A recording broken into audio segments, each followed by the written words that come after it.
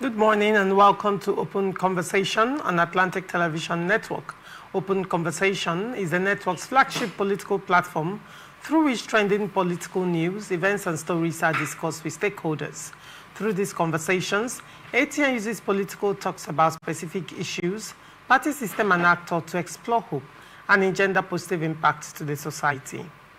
Today on Open Conversation, we look at the stories. First, Rivers emergency rule. Court dismisses suit against Tinubu. On Rivers State, PDP boycotts convention over leadership rift. Still on PDP crisis, turmoil deepens as convention expels Wike, Ayaun, Fayose, others. And in response to the expulsion, Wike says they are just intoxicated as he mocks convention and rejects expulsion. On politics, Tinubu to announce ambassadorial appointments soon, presidency. And on insecurity, Gumi defends bandit talks, dismisses arrest. We'll go on a short break, and when we come back, we'll delve right into the show. Do not go away.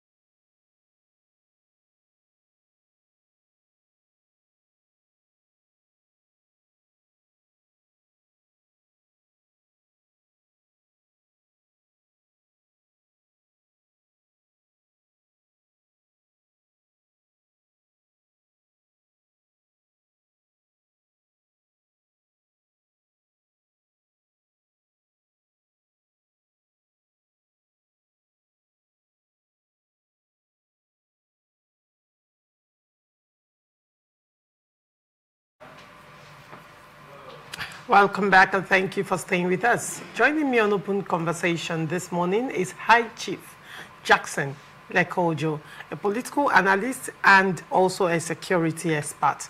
Good morning, High Chief Jackson, and welcome. Thank you for having me. It's my pleasure. The pleasure is mine as well. And then on to the story. A civil society organization, the Initiative for Freedom, Conflict Prevention and Social Integration, says it may head to Court of Appeal after the Federal High Court in Port Harcourt dismissed its suit challenging President Bola Tinubu's declaration of a state of emergency in Rivers State.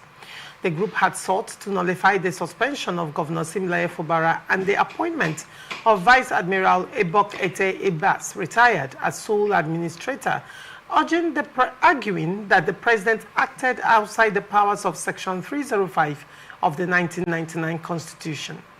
Justice Muhammad Turaki dismissed the case on grounds that the plaintiff lacked local standi, noting that Fubara, whose suspension forms the crux of the matter, was not joined in the suit. He describes the action as an academic exercise and declined to entertain the substantive issues raised. Counsel to the group, Amegwa Lezina, said they would review the judgment and consider an appeal since the court did not address the merits. Meanwhile, Justice Turaki adjourned 2 other related suits filed by the organization. The case challenging the National Assembly's ratification of a BAS appointment was fixed for judgment on January 23, 2026, while the suit contesting the composition of the Rivers State Independent Electoral Commission was adjourned to December 5, 2025 for adoption of processes. Jackson, what do you make of this story? To me, I mean, I want to talk much about it because I believe event has overtaken. It's an exercise in futility. Exactly, event has already overtaken it. Governor Simfubara has since resumed office, and he has even visited Mr. President to appreciate Mr. President. And the Supreme Court that PDP Governors Forum complained to, that would have put ends to this, because whatever is the ruling would have been a policy. But Supreme Court has so far has not. So since Supreme Court has, so far not, mentioned anything about it, to me, it's irreversible. Even if today a judgment comes, the judgment comes and Mr. President acted wrongly, it won't change anything. It won't change anything. Event has overtaken it. So to me, there's no need overflogging the dead horse. All right. And the Rivers State chapter of the People's Democratic Party has rejected the party's national convention scheduled for November 15 to 16 in Ibadan, citing exclusion, poor communication, and deepening internal crisis. In a statement signed by key state executives and local government chairpersons, the leaders said the PDP's unresolved national leadership dispute has polarized chapters nationwide and undermined party trust within the party.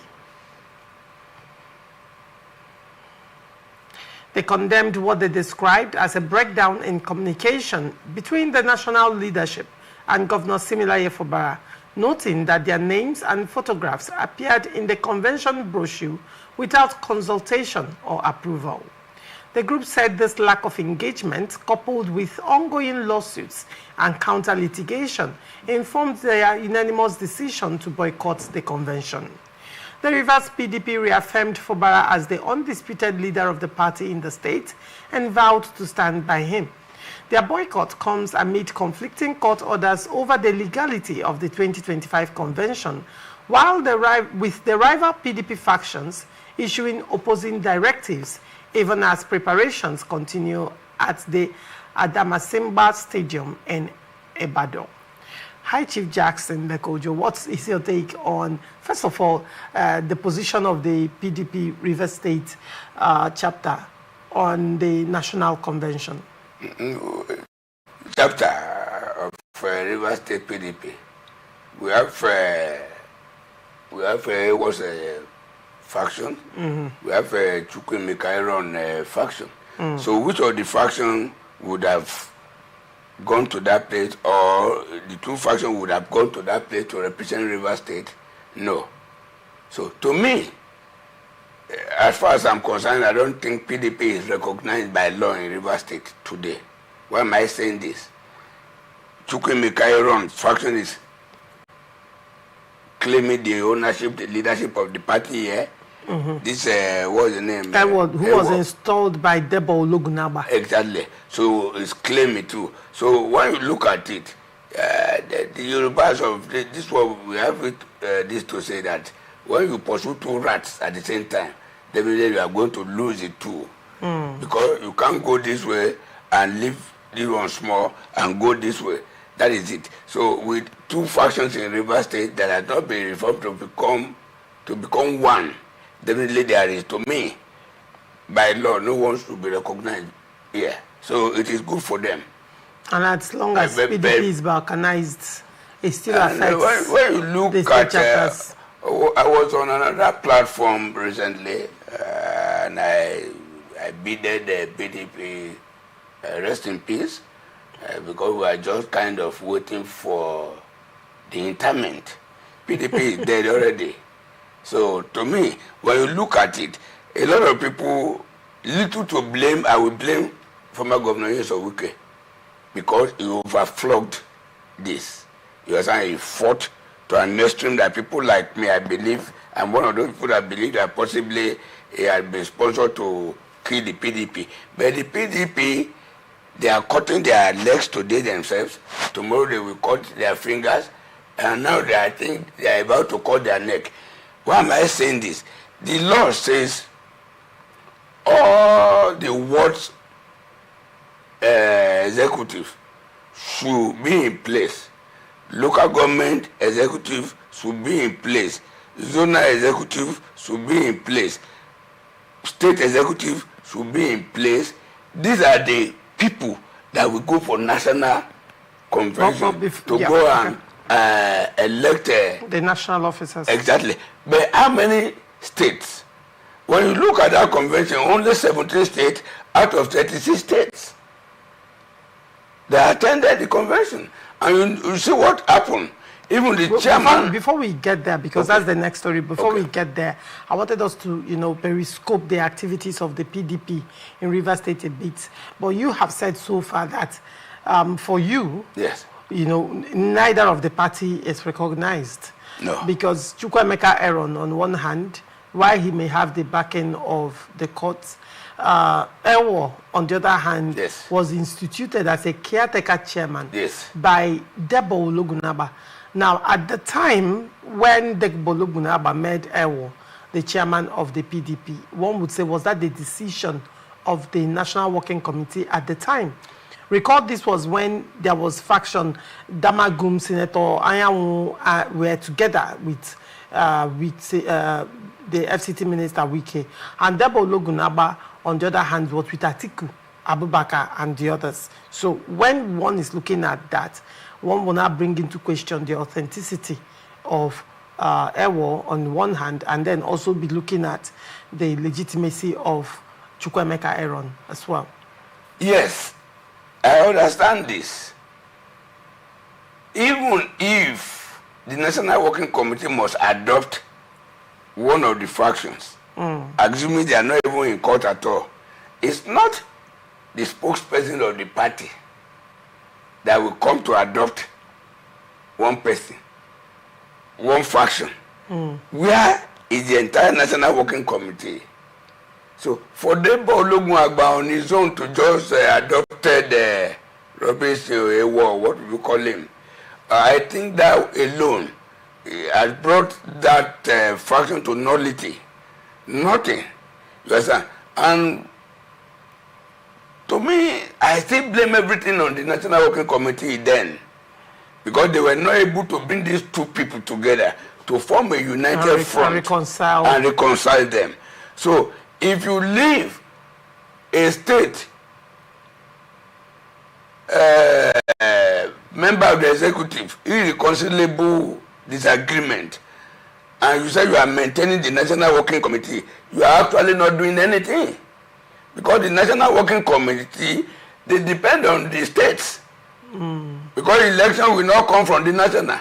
Each of the election will come from the ward to local government to state. Right. That is where, if the state chapters are not really functioning, there is no way we can say the National Working Committee is functioning. So everything, but then event has overtaken the whole thing now. All right. Because Damagum faction and other one, whichever one, it is gone already. And I believe it depends on the outcome of the court, because there have been conflicting court order here and there. But I think for them to have done what they did in Ibadan, I think they were relying on the pronouncement of the Supreme Court that say nobody has the right to interfere in internal party matter. Now let's go down to the convention proper. People's Democratic Party plunged deeper into crisis as its Ibadan National Convention expelled FCT Minister Nyesom Wike, former Ekiti Governor Ayodele Fayose, National Secretary Samuel Anyanwu, and 8 other senior figures for alleged anti-party activities. The motion moved by Olabode George and adopted by delegates targeted officials accused of backing opposition candidates, challenging the convention in court, or violating party rules. Wike immediately dismissed the expulsion as a drunken charade, insisting that those behind it were intoxicated and lacked authority. The expulsion unfolded against the backdrop of a fiercely contested convention riddled with conflicting court orders. While some courts halted the exercise over the absence of valid congresses, others directed the PDP to proceed, leaving the party operating under multiple contradictory judgments. Despite the legal chaos, the Damagum-led leadership pushed ahead with the two-day convention, further fracturing an already polarized party. Amid the turbulence, Kabiru Tanimu Turaki emerged as factional national chairman with an overwhelming 1,516 votes, defeating Senator Yakubu Lado. In his acceptance speech, Turaki promised transparency, justice, and a full-scale reconciliation effort to reunite the party. He pledged to return the PDP to its members, condemn impunity, and appeal to aggrieved factions to return as the party seeks to salvage its dwindling national relevance. Turaki also issued a pointed warning to the judiciary, urging judges to stop intervening in partisan political disputes and to respect established precedents. While celebrating the PDP's historical continuity, he acknowledged that the party stands at a crossroad, bleeding from internal battles, divided by court orders, and weakened by high-profile expulsions that many fear could redefine its future ahead of 2027. Hi, Chief Jackson Lekojo. You have been wanting to really delve into this particular national convention. Now we are here. What is your take on the expulsion of the FCT Minister, Yesom Wike, ex-Governor Fayose? We also have the expulsion of the PDP's legal advisor, and also the organizing secretary and some other high-profile members. And not forgetting the National Secretary, Samuel Anyanwu, and some other high-profile members, about 9 of them. What is your take on this? Honestly, I support the expulsion. Okay. And I praise them, but they're acting very late.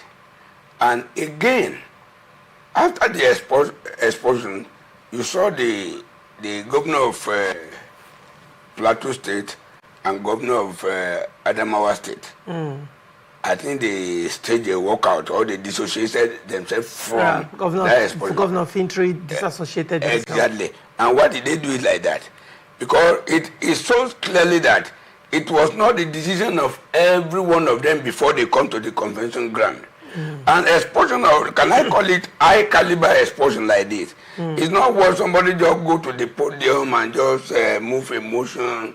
And there must have been an agreement on ground, which I believe if the agreement was on ground that these people, because they formed several, what they call it, dispute resolution committee or whatever. We've not had anything from them. And people like us were thinking that even if these people are going to be punished one way or the other, it would have come from that disciplinary committee or something committee they formed.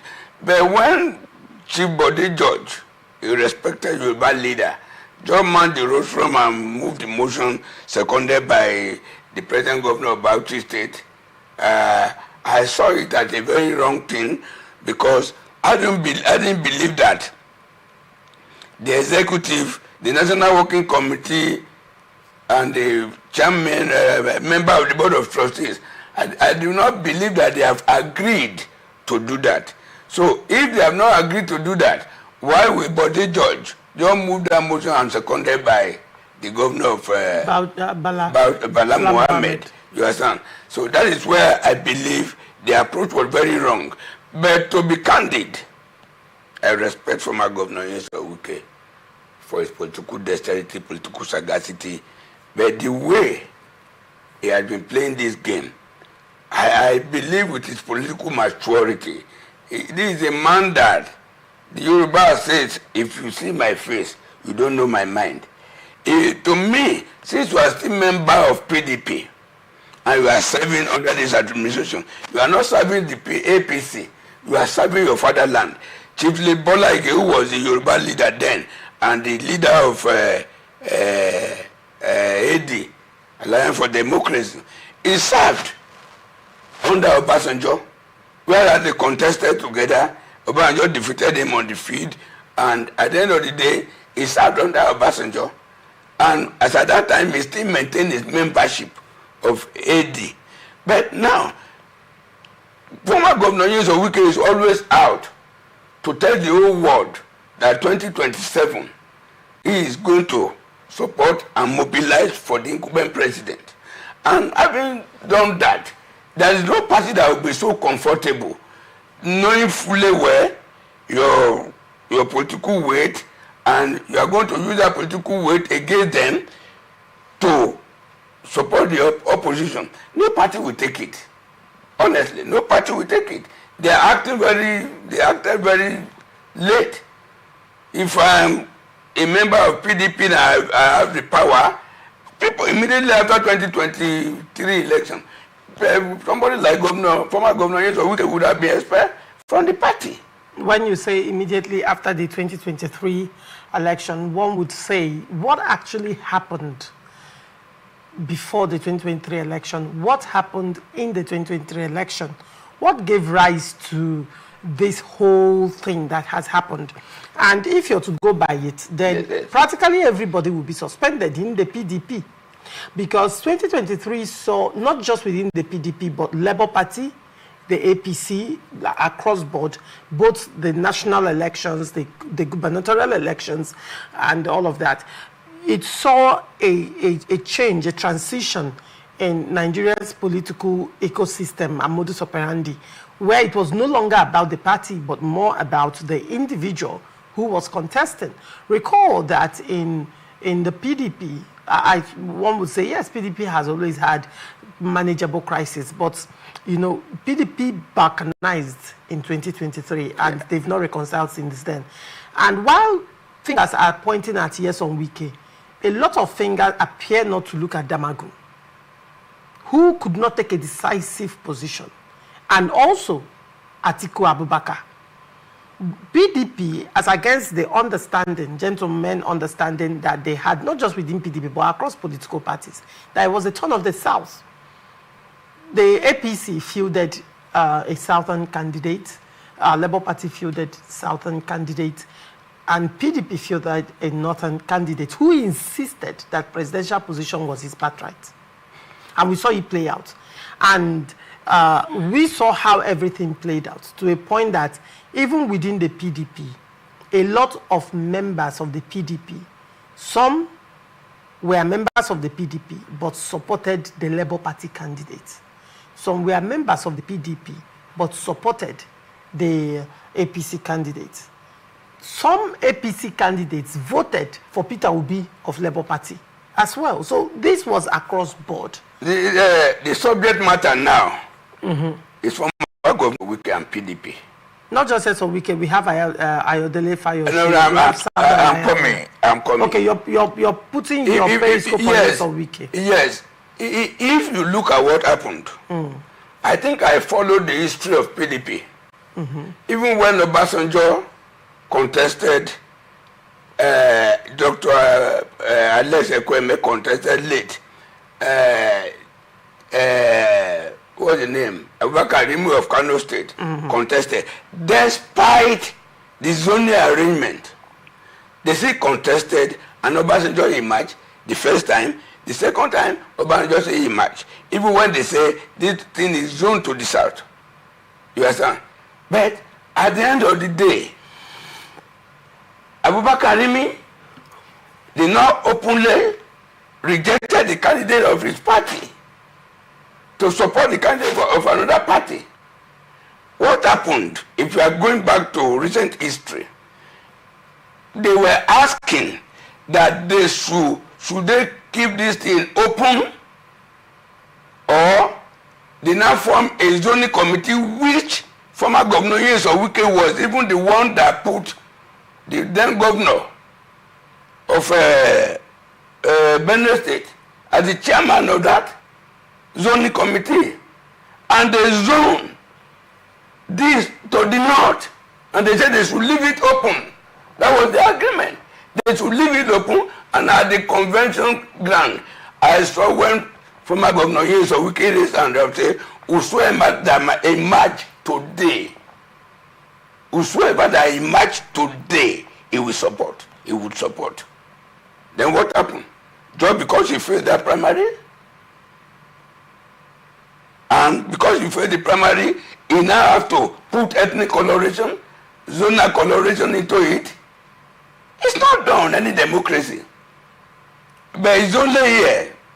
There is a personal sentiment and other things. It's not done in any democracy. Why didn't you immediately the zoning committee said they throw it open? You're supposed to have cried out. Say no. And on the convention ground, you are saying whosoever that emerged today, eventually you just because Tambuwa betray you, he supported Atiku. Why didn't Udo Emmanuel step down for Wike, or Wike step down for Udo Emmanuel? If somebody from the north, it happens during the APP days when they did their convention, and they said the northern people go this way, the southern people go this way. At the end of the day, under 5 minutes, the northern people came out to say we are all clean behind Buhari. Nobody was disappointed. Nobody was betrayed. And at the end of the day, the southern people were still arguing before late Ruba Okadigbo said, for national interest, you have to lower your flag and hoist the flag of the country. Say, because of this, I have stepped down.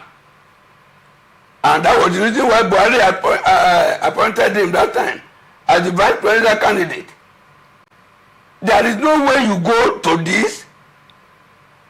Honestly, whatever is the debacle, whatever is the problem of PDP today, was established by former Governor Years of Wike. There is a Yoruba proverb. They say, the rat saying, instead of me not to eat the beans, I will spit the beans.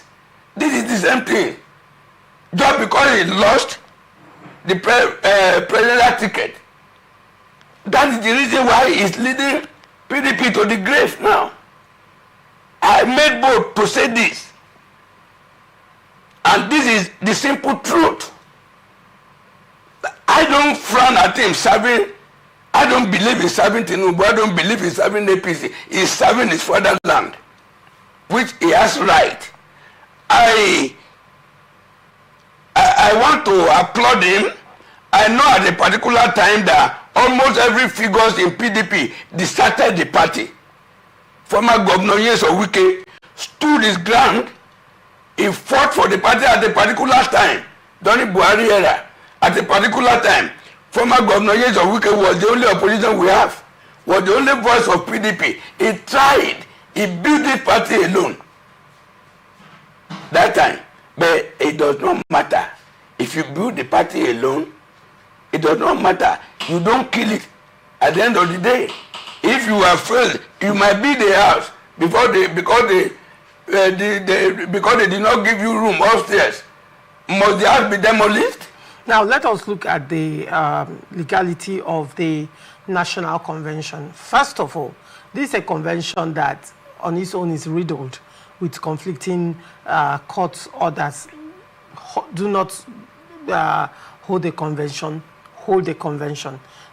Some court orders barred the INEC from participating and observing the convention. Some others said, oh, the convention has to go ahead. Now, in the first instance, Senator Samuel Anyanwu had said he did not issue notice of the convention, that he did not author the letter to INEC, neither did he sign it, and he alleged that his signature was forged. Now, if the national secretary of a party is saying that I did not issue notice of this convention, I did not author that letter, my signature was forged, why did the party go ahead with the convention? That question will be answered by INEC. And we have forensic expert that will eventually dictate if Senator Sam Anyanwu's signature was forged. That one is no matter. You can't lie around that one. The forensic experts are there to dictate that one at the end of the day. But then, to me, Senator Sam Anyanwu is one of those people that carry bullet and dagger to kill PDP. So whatever Senator Sam Anyanwu is doing to stop the convention, no. Now, the question is, it's not about the sentiments behind the person. What I am looking at is, when this matter goes, it's already in court, by the way. It's already in court, and Senator Samuel Anyanwu had petitioned the police and the DSS he asked that the DSS and the police should investigate staff of INEC and also PDP. Yes. Now, the question I am asking is, under PDP constitution, it is the national secretary that issues notices of meetings. And the national secretary is saying, I did not sign this meeting. I did not sign notice of this meeting. If he is saying he did not sign notice of the meeting, question is, why didn't the National Working Committee go back to the drawing table and, ensure that the proper notice of meeting comes from him? I understand the politics you're looking at, that it could be intentional by Senator Samuel Anyanwu. Yes. Now, if the party is saying, oh, we are delving more into crisis, why not find a way around it? But going ahead, because now the matter is in court, and like it or yes, if they went ahead with that convention and Senator Samuel Anyanwu is saying, I did not issue notice of that meeting, how do you think that meeting will be seen as authentic?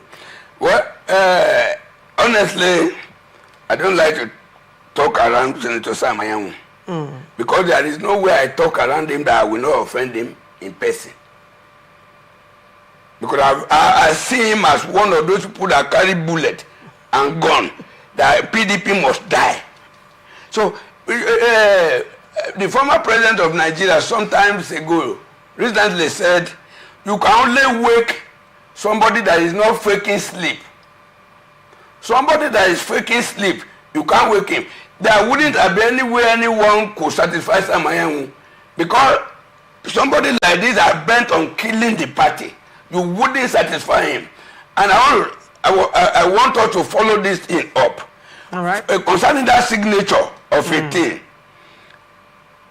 if forensic experts study it and discover that it was forged, I ask INEC to deregister PDP.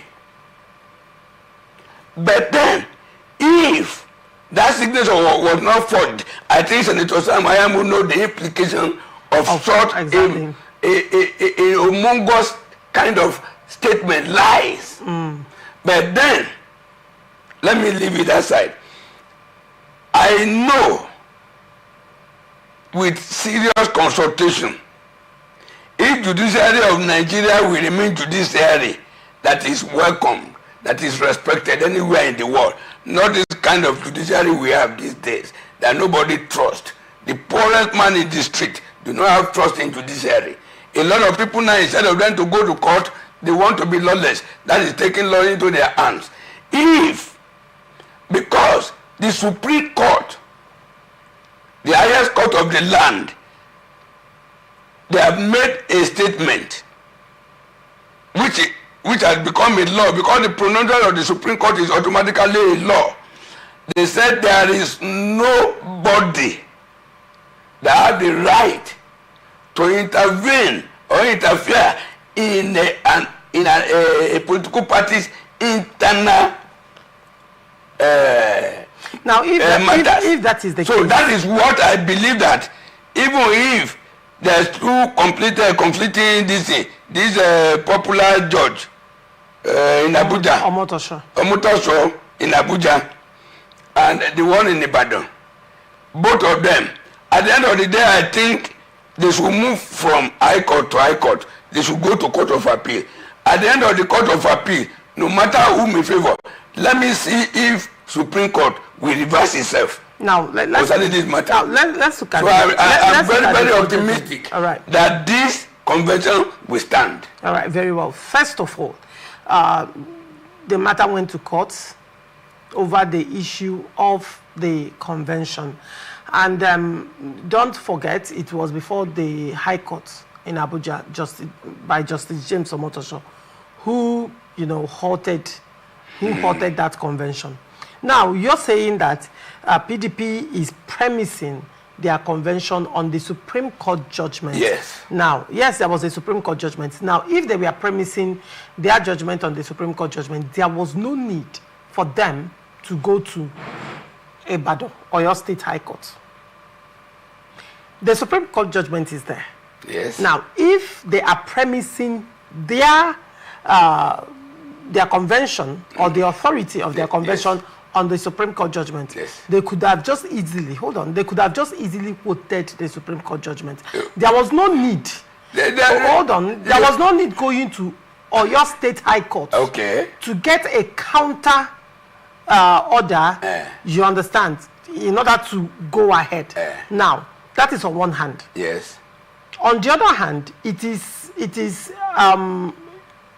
a rape, if I may use that word, of judicial proceedings for two court of coordinate jurisdiction to entertain and rule on the same matter. One would say that the Federal High Court has given a ruling on that, right? Now, it only behoves the party to appeal that ruling, go to appeal court to have that ruling vacated, not to go to a state high court in Ibadan in order to get a counter ruling. Not forgetting again that Sule Lamido had taken PDP to court. Yes. And Justice Peter Lefo had asked the PDP and INEC as well to present reasons why he shouldn't give an injunction barring the convention. Yes. And after all that was done, Justice Peter Lefo also ruled that the National Convention should hold on until the substantive matter is heard, seeing that if the convention goes ahead, in his words, it will cause harm or injury or damage, whatever language they use, on Sule Lamido. Do you understand? Yes. Now, that was it. And he also premised his ruling on that of Justice James Omotosho, because coordinate courts, sister courts, cannot give conflicting ruling on the same matter. Good. That is the bastardization of the judicial system we have in this country. Okay. At the opening of this program, we saw that a federal high court has ruled against those people that sued Tinubu to court over the state of emergency. Was the matter not already in the Supreme Court? The matter was already in the Supreme Court. Some part of the matter was already in the Court of Appeal. Why do we still allow a court to entertain it at the lower court, at the High Court? If you listen to that, the judge refused to look at the merits of the matter. I am coming somewhere. Go ahead. Good. You said if these people relied on the decision of the Supreme Court, why do they need to go to court? They need to go to court because immediately the High Court rule, they cannot jump to Supreme Court immediately. Appeal court is there. Appeal court is there. Yes. They are not even supposed. If what we are saying is that if they are relying on the Supreme Court, they are not supposed to equally jump to appeal court. No, hold on, Justice. High Chief Jackson Lekojo. Are you aware that court of coordinate jurisdiction? Yes. Cannot rule on the same matter. That is cannot even give conflicting. That is the abnormality that has become a norm in Nigeria over the years. It's not matter. It's not issue of PDP. The question is, why didn't PDP appeal that ruling at an appeal court, a higher court? Why go? And again, that even brings to mind.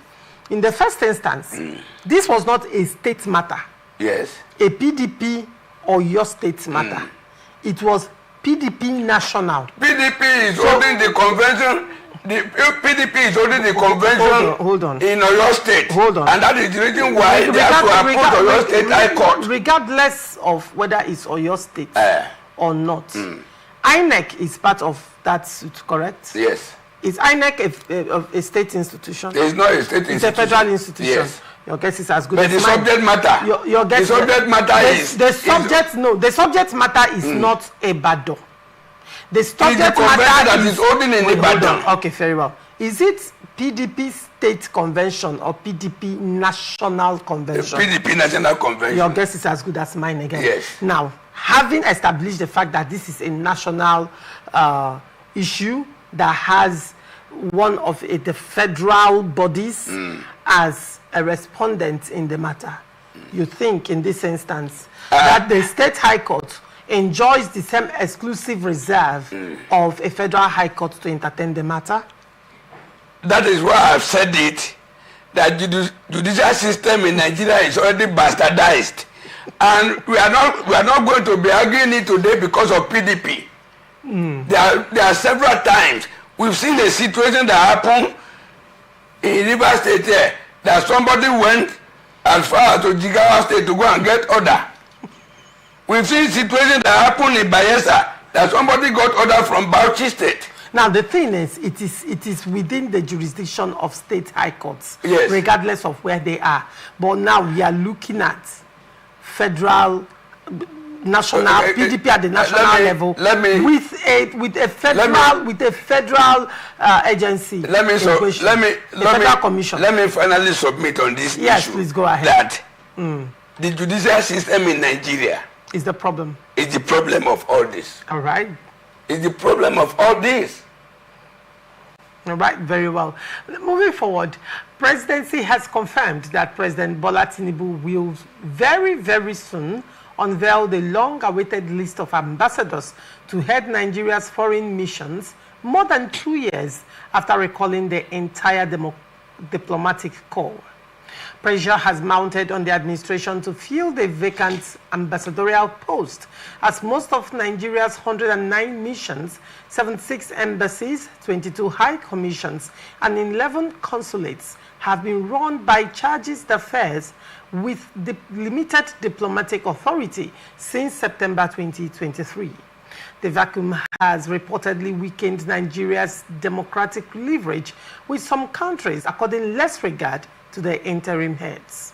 There have also been suggestions that prolonged gap contributed to recent tensions between Nigeria and the United States, yes, including former President Donald Trump's controversial warning on alleged persecution of Christians. Responding to press inquiries on Sunday, Presidential Advisor on Information and Strategy, Bayo Onanuga, said Nigerians should expect an announcement imminently. Asked how soon the appointments would be released, he replied, he is going to do it very, very soon. A senior presidency source told Vanguard that the finalized list could be made public within the week. The list may be released before the end of the week. The president is traveling this week. It may come out while he is away, the source said. Reports have it that Tinubu recently ordered a final cleanup of the nominees. Some individuals originally submitted to the Senate reportedly died, retired, or became ineligible due to having less than a year left in service. Senate screening and security vetting were said to have been completed months earlier. The release of the ambassadorial list is expected to restore Nigeria's full democratic representation abroad and end months of uncertainty in its foreign missions. Hi, Chief Jackson Lekojo.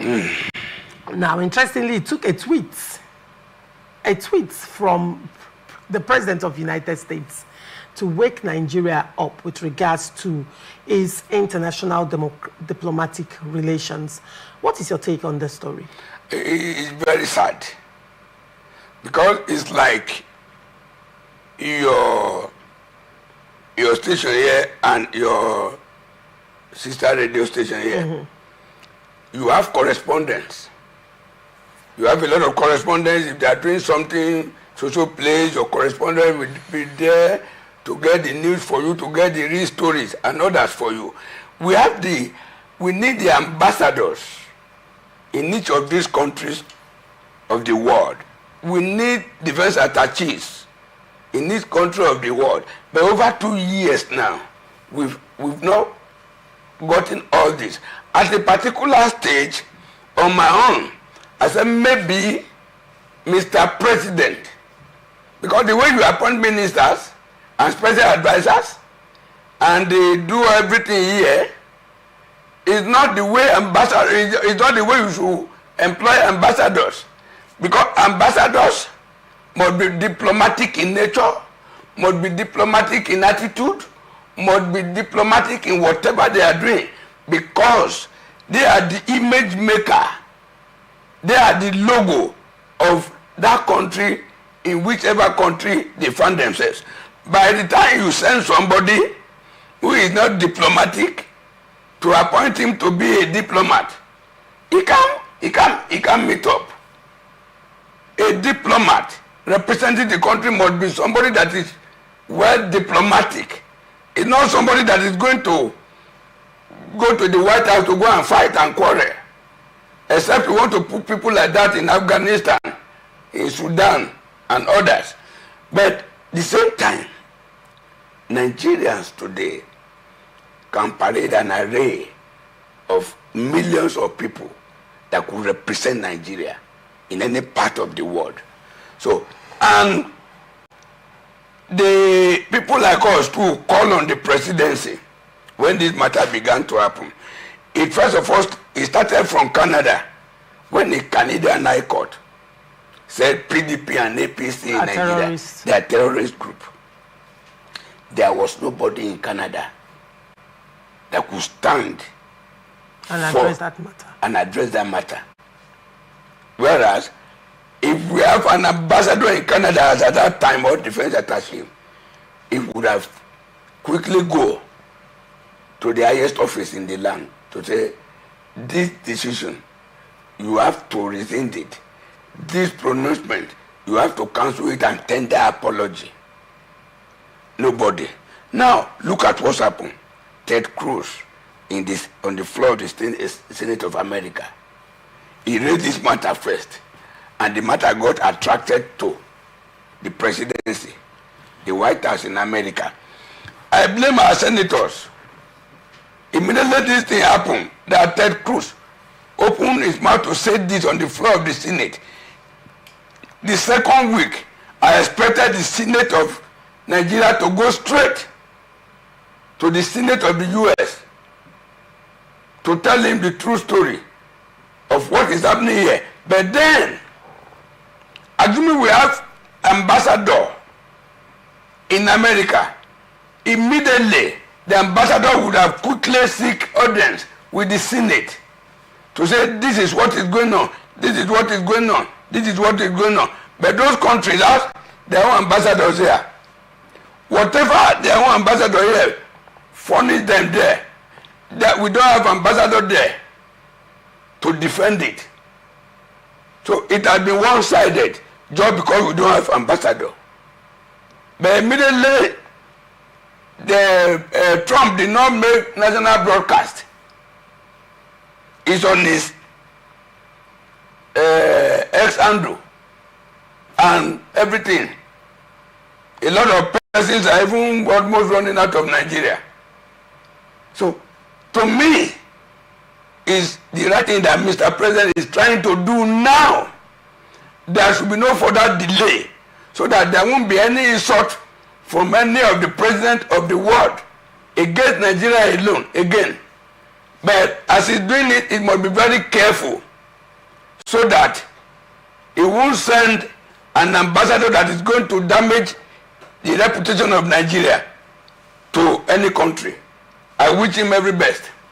But now one would say, to a large extent, isn't this coming very late? Because it's coming. When you look at the reputation, yes, the reputation of the country, Nigeria's reputation already, long before this time, has been in tatters. And Nigerian government has not done anything tangible, visible, to repair our image, yes, before the international, yes, organizations and the world globally. And now, with this happening, in fact, when this whole matter started, it was just the presidency. The presidency will report, will fire back from. In fact, when Donald Trump tweeted, first of all, the president went and tweeted his own. Yes. Right? And after he tweeted his own, Donald Trump now went ahead to actually make Nigeria a country of particular concern. Yes. And also tweeted it with threats attached of possible invasion. And then the president didn't tweet again. He didn't tweet again. And then we now had individuals reacting. And not just that they were reacting, however, they were attacking the US. There was no intelligence, no understanding of international politics and how it's playing, right? It was now China that was coming out to speak. China that has interest because of illegal mining in Nigeria, right? The fact that they are even speaking out also now even worsens our matter before the US. While that is still ongoing, you see people like Shegumi also coming out and when you're following this up, you'll be like, what is going on? And now, after this damage has been done, without anything concrete, you know, we are now seeing that the president is yet to appoint an ambassador. The president is about to release. We are hearing about to release. And how is it that for 2 years, Nigeria had no diplomatic relationship? No concrete representation globally. At all. How does that even make sense? It does not make sense at all. Because people were expecting in some normal climb, immediately before you even form your cabinet, those people that are going to, if the reputation is damaged, those people that are going for the reputational damage, you are already sending them down. That this is a new administration. I want to work with all these countries. Those people should go on ground to begin to launder the image of the country. Ambassadors must go first. You understand? But imagine a situation whereby our president has been junketing, flying around the world, going forward to look for investors here and there, and as you are leaving that country, there is no ambassador. Because before they begin to come... Because even as he's going to see the president of whatever country, his ambassador should be by his side. He should be the one to even book the appointment. It will be the one to book the appointment. And by the time you leave, whosoever that want to come and invest in this country must approach the ambassador over there to be fully briefed before they begin to come. And just like you said, instead of this matter to be handled, Americans sneezed. Nigeria began to catch cold, but instead of governmental response, official diplomatic response. I was on another platform where I said people like Baba Emeka Nyauku, people like Professor Zulu Gambari, and a host of others. These are diplomats of international standard. Those are the people that immediately this thing happened, Mr. President could just commission them. That, please sir, you have to go to this country, go to the White House, and tell them the true story. But instead, you see militants responding. Shegumi responding. Asari Dokubo responding. Threatening. That the Yorubas and Fulani will cooperate. We will finish American soldiers. Asari Dokubo, any American soldier that come to Nigeria, we will bury them here. Is that how to undo diplomatic? And the presidency so far has not come out to, caution all these people. These careless statements. Good. The presidency have not cautioned people making careless statements and even, worsening matters. All these people that made this careless statement should have been invited by the National Intelligence Agency for questioning. So they may not, they know. They may not prosecute them, but they should question them and warn them. But for people like that, this global village, today that you can do something in Nigeria, if Trump want to see it in the next 5 minutes, he will see it. Having said that, recently President Trump had something to say about Nigeria and the recent decision by the United States. When he was having conversations with certain delegates, he said it clearly that Nigeria is a country. He commented on Nigerians' sense of humor. He said that despite the seriousness of the situation, Nigerians are catching cruise on social media. In face of possible invasion, Nigerians are catching cruise. What is the meaning of that? He said that in Nigerians, we don't take anything serious. That's what he said. We don't take people that do not take anything serious, they are fools. But he doesn't want to use that statement. That is it. The guy was laughing at us. So that is it. All right. Thank you so much. Thank you so much, Jackson Lekojo. It's a pleasure having you this morning. Thank you for coming. Coming around you, seeing your beautiful face and the kind of your intellectual exposure you introduced to this business, it made me glad. Thank you very much. I appreciate you. I appreciate that as well. And thank you so much, our viewers, for always staying connected with us. And this is where we wrap it up on this episode of Open Conversation. I remain Laurentia Joma Ugu. I'll see you same time tomorrow.